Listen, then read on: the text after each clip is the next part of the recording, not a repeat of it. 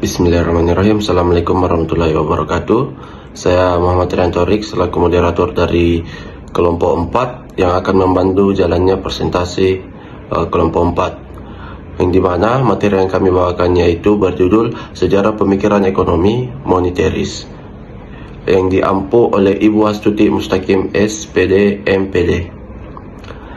Sebelum masuk ke presentasi kami, izinkan saya memperkenalkan anggota kelompok 4, yang dimana yang pertama yaitu RT Anugrah Fitri Rembulan, yang kedua Ega Nyati Terepina Sureken, yang ketiga Dewi Astuti, yang keempat Muhammad Haidir Ali Abdullah, yang kelima Siti Salsabila Lukman, yang keenam Iin Pratiwi, yang ketujuh Alvin, yang ke-8 Yela Kartikasari, dan yang terakhir saya sebagai moderator Muhammad Riantorik. Baik, selanjutnya mari kita saksikan materi sejarah pemikiran ekonomi monetaris. Kritik terhadap kebijakan intervensi Keynesian. Ada beberapa pandangan Keynes yang tidak disukai oleh pakar-pakar ekonomi. Pandangan itu antara lain tentang perlunya campur tangan pemerintah dalam mengarahkan dan membimbing perekonomian pada arah yang diinginkan. Kritik terhadap teori Keynes. Teori ekonomi John Maynard Keynes telah menjadi topik yang hangat di kalangan para ekonom. Salah satu kritik yang paling tajam datang dari para penganut ekonomi konservatif neoklasik. Mereka membagi diri menjadi dua kelompok, golongan tua dan golongan muda.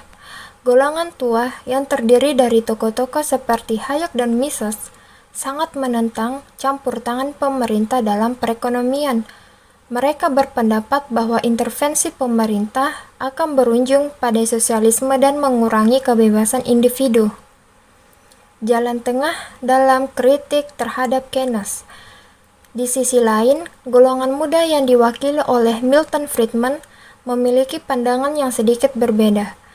Meskipun mendukung perekonomian bebas, Friedman mengakui bahwa dalam beberapa kasus, campur tangan pemerintah yang terbatas justru diperlukan untuk menciptakan kondisi yang menguntungkan bagi pasar bebas. Dengan demikian, Friedman tidak sepenuhnya menolak peran pemerintah dalam perekonomian, namun ia menekankan pentingnya membatasi intervensi tersebut agar tidak menghambat mekanisme pasar.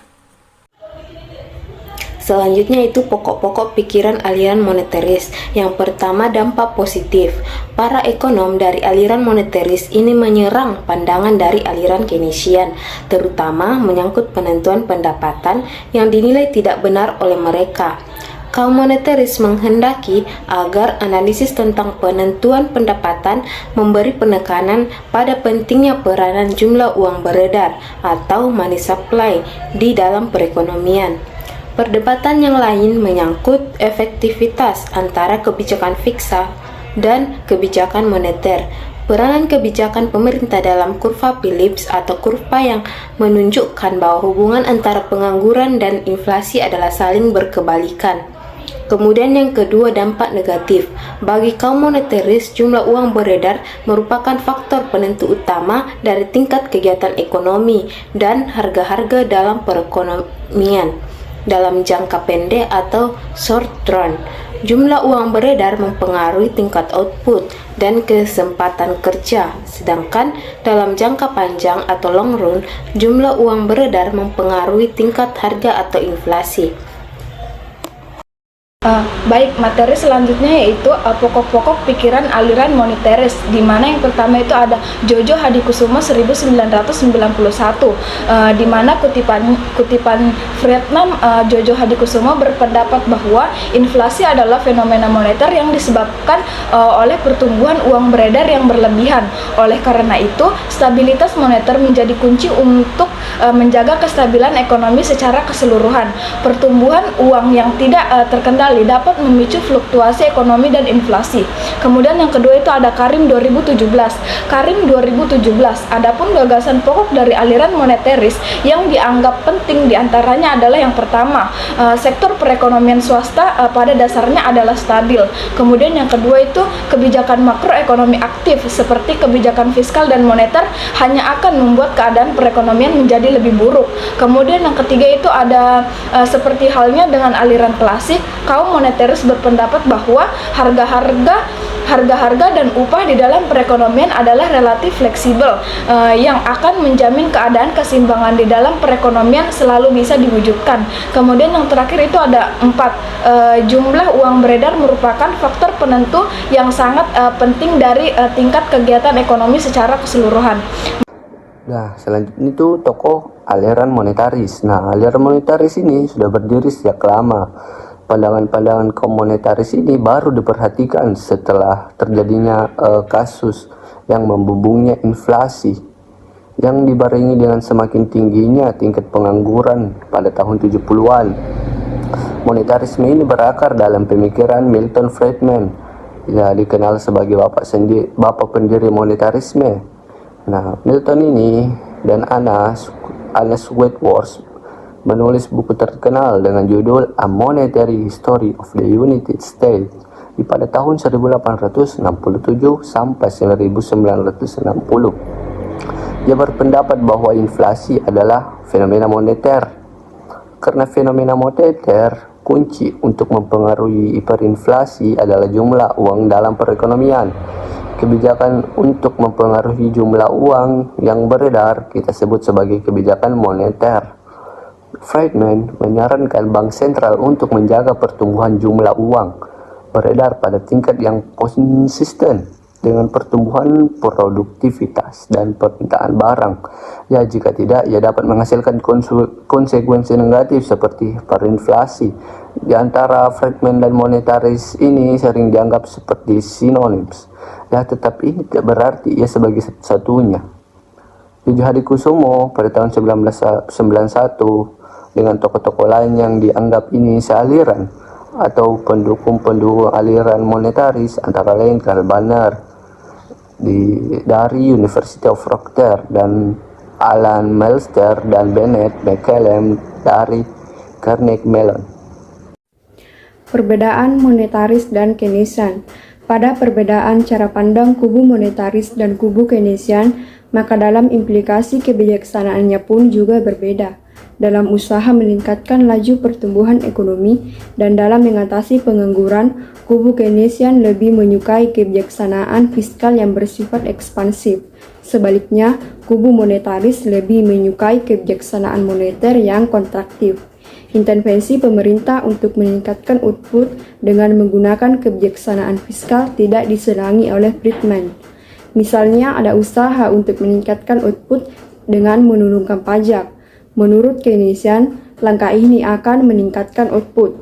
Tetapi menurut kaum monetaris, hal seperti ini tidak akan terjadi, sebab dalam perekonomian yang sudah memanfaatkan sumber daya secara penuh dan dampak tidak akan memberi pengaruh pada output atau crowding out effect.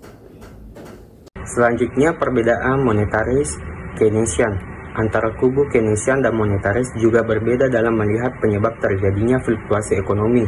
Menurut kubu Keynesian, fluktuasi ekonomi terjadi karena adanya perubahan dalam faktor-faktor yang menentukan pendapatan nasional seperti pengeluaran pemerintah, investasi, dan konsumsi masyarakat. Sebaliknya, menurut kubu monetaris, fluktuasi ekonomi terjadi karena adanya lonjakan-lonjakan dalam jumlah uang yang beredar disebabkan adanya kebijaksanaan yang bersifat ekspansif dari pemerintah. Pendapat ini mengikuti pendapat pakar-pakar terdahulu seperti R.G. Huxley, F.A. Nayek, dan Knut Wicksell yang yakin bahwa terjadinya fluktuasi karena dipicu oleh faktor-faktor moneter yang cenderung berakibat kumulatif dalam jangka panjang. Kaum Keynesian percaya bahwa memang ada kaitan yang sangat erat antara jumlah uang beredar dengan fluktuasi ekonomi, tetapi bagi mereka bukan keadaan moneter yang mempengaruhi fluktuasi, melainkan fluktuasi ekonomi yang mempengaruhi jumlah uang beredar. Bagi kubu Keynesian, fluktuasi terjadi karena berubahnya faktor-faktor yang mempengaruhi pengeluaran agregat, dan kebijaksanaan yang paling ampuh untuk meredakan fluktuasi tersebut adalah melalui kebijaksanaan counter cyclical dengan lebih banyak menggunakan kebijaksanaan fiskal. Kubu monetaris paling tidak suka dengan penggunaan kebijakan fiskal untuk menstabilkan perekonomian. Alasannya adalah sangat sulit mengimbangi setiap ayunan siklus ekonomi karena adanya faktor waktu atau lag. Baik, terima kasih. Materi selanjutnya yaitu perbedaan monetaris Keynesian. Secara agregat, kubu Keynesian percaya bahwa perekonomian cenderung berada dalam posisi keseimbangan tingkat output rendah atau low level equilibrium. Ini terjadi karena pengeluaran agregat cenderung lebih kecil dari penerimaan agregat dan kurang ampuhnya mekanisme pasar dalam melakukan penyesuaian-penyesuaian yang diperlukan, terutama tingkat harga-harga dan tingkat upah. Hal ini bisa terjadi karena adanya kekuatan serikat buruh dan praktik-praktik oligopolistik dari pihak perusahaan-perusahaan. Kaum monetaris tidak percaya pada teori Keynesian dan mengkritik bahwa ada kekuatan-kekuatan pasar yang tidak diikutkan dalam model yang dikembangkan kubu Keynesian. Dua di antara kekuatan-kekuatan ini adalah turunnya suku bunga akan mendorong investasi dan turunnya tingkat harga akan mendorong konsumsi melalui apa yang disebut Pigoual Effect. Bagi kubu monetaris, perekonomian cenderung berada dalam posisi keseimbangan di mana sumber daya digunakan penuh. Baik, materi selanjutnya itu tentang perhatian terhadap ekonomi mikro. Nah, yang pertama itu teori-teori ekonomi Keynes yang berhasil menjelaskan perilaku ekonomi makro, tetapi Keynes tidak berhasil menyelesaikan kesulitan ekonomi pada masa tahun 60-an dan 70-an, sehingga orang yang mulai mempertanyakan dasar-dasar teori Keynes, misalnya perilaku mikro yang bagaimana diimplikasikan oleh hubungan-hubungan agregat yang dikembangkan oleh Keynes, sehingga orang-orang mulai kembali berpaling pada teori-teori dasar ekonomi mikro. Nah, dua tokoh utama monetaris yaitu ada Milton Friedman dan Edmund Phelps kembali menarik model pasar persaingan sempurna klasik. Nah, yang kedua itu bahwa pasar persaingan sempurna murni tidak ada dalam realitas, akan tetapi mereka percaya kekuatan persaingan dalam perekonomian sangat besar. Dengan demikian, model yang didasarkan pada asumsi pasar persaingan sempurna dipercayai lebih baik karena mendekati realita daripada teori oligopoli yang lebih diminati oleh kubu neo-Keynesian selama ini. Nah, mereka menganggap harga-harga dan tingkat upah fleksibel menyesuaikan diri dengan keadaan. Dengan begitu, pasar cenderung mendekati posisi keseimbangan. Dalam posisi ini, pasar disebut bersih karena setiap orang dapat membeli semua barang dan jasa yang ingin dibelinya. Setiap penjual pun dapat menjual sejumlah barang dan jasa sesuai harga pasar. Pasar seperti ini hanya ada pada pasar persaingan sempurna, sehingga sumber-sumber daya dapat dimanfaatkan sepenuhnya. Terus menurut kubu monetaris, bias dari pasar tersebut hanya terjadi jika perilaku ekonomi membuat kesalahan-kesalahan sehingga keseimbangan terjadi pada level output yang lebih rendah dari yang seharusnya. Baik, itu tadi hasil presentasi dari pemateri kelompok 4. Bisa kita simpulkan di mana teori Keynes yang efektif dalam mengatasi depresi besar, tetapi kurang ampuh dalam menghadapi inflasi tinggi pada era 1960-an dan 1970-an. Sebaliknya, teori monetarisme, terutama pandangan Milton Friedman yang menekankan pentingnya stabilitas pertumbuhan uang, dinilai lebih relevan dalam mengatasi masalah inflasi. Pengaruh pemikiran Friedman sangat signifikan, bisa dibuktikan dari adopsi kebijakan moneter yang lebih ketat dari berbagai negara, termasuk Amerika Serikat dan Indonesia. Secara keseluruhan, ekonomi monetaris menunjukkan pergeseran paradigma dalam pemikiran ekonomi, di mana peran stabilitas moneter semakin sentral dalam kebijakan ekonomi modern. Baik, itu tadi hasil kesimpulan dari saya selaku moderator. Izin pamit mengundurkan diri. Terima kasih atas perhatiannya. Assalamualaikum warahmatullahi wabarakatuh.